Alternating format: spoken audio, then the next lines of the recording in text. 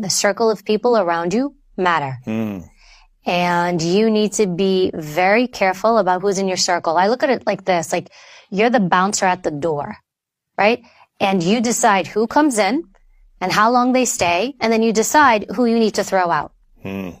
So in the service, I think what was done there is like they did such a great job in the hiring process. I mean, they spent months and months interviewing you, investigating you, talking to your neighbors, figuring out who you are, if you're going to fit into the culture, if you're a person of integrity.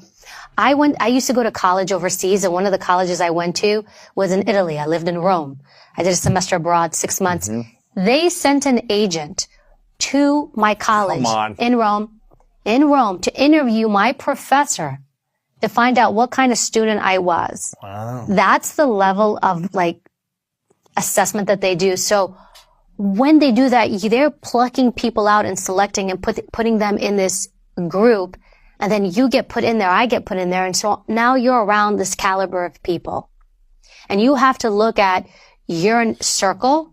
Who's around me? This isn't about niceness or kindness. I'm not saying that those things don't matter. They do. You want people who treat you well and with respect.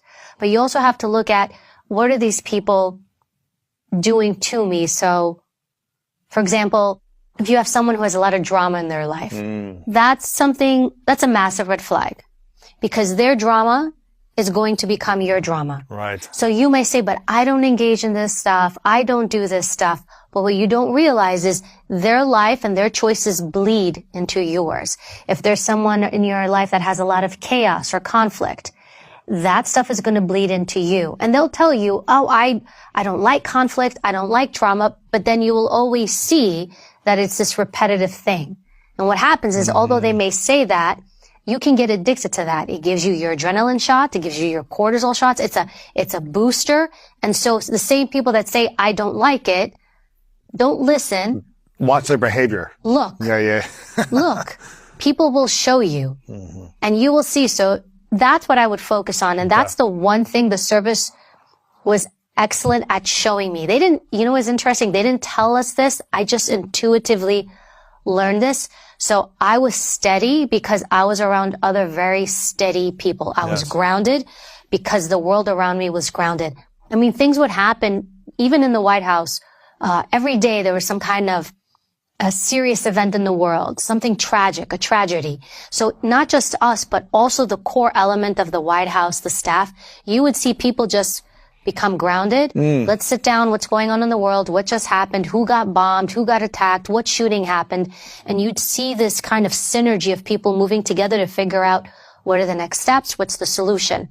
No chaos, no drama. No fight or flight responses from people like, we need to do something now. No reaction. I've never seen that. Wow. I've never seen that. So it's like a really great, I don't want to say think tank, but it was just a place that you could go and they were expecting it. But you were also in a space where it was understood things are going to go wrong and it is okay. Interesting. Where most people are not okay with that. Most people design their lives so that nothing goes wrong. They try to control their lives so things don't go wrong. And when they go wrong, they freak out and they're breakdown.